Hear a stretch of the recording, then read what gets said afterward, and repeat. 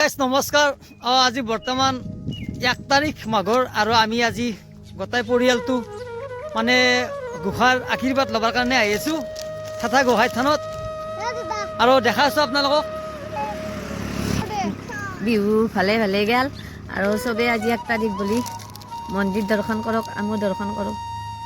এই চাওক কি সুন্দৰ এটা পৰিৱেশ, মানে নেচাৰেল পৰিৱেশ, মানে যিহেতুকে আমি গাঁৱত থাকোঁ, গাঁৱলীয়া পৰিৱেশ সুন্দৰ। ইফালে চাওক কি সুন্দৰ গছ গছনিৰে ভৰা। তো যিয়ে নহওক দেখা আছোঁ আগত আহক।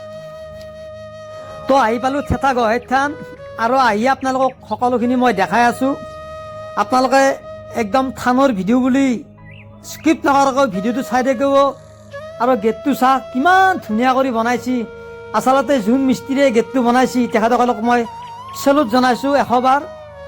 আৰু এই থানৰ সঁচা কৰি আচৰিত মাহাত্য, ধৰক যেনেকুৱা ধৰক আমাৰ পাগলাদিয়া নদীৰ পানী নাই ক'ৰ পৰা হঠাৎ পানী আহি যায় আচৰিত।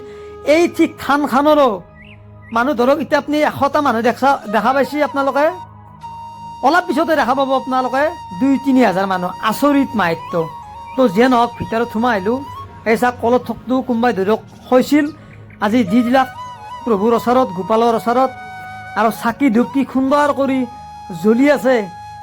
মানুহ চাওক, মই আহোঁতে মানুহ নাছিলে, এতিয়া কিমান মানুহ, শ মানুহ। আৰু ওপৰৰ গছখিনি চাওক কিমান ধুনীয়া, আৰু এই গছজোপাৰে তাকে গোপাল শ্ৰীকৃষ্ণ। তো যিয়ে নহওক ভিডিঅ'টো আপোনালোকে দেখাৰ লগে লগে লাইক এটা কৰি দিব।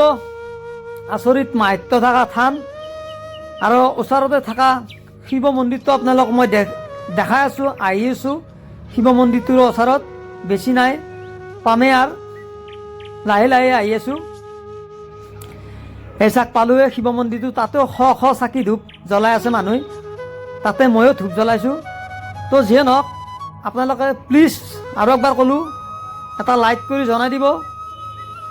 সকলোৰে কাৰণে মই চাকি ধূপ জ্বলাইছোঁ, অসমৰ ৰাইজৰ কাৰণে। জয় আই অসম, জয় জুবিন দা।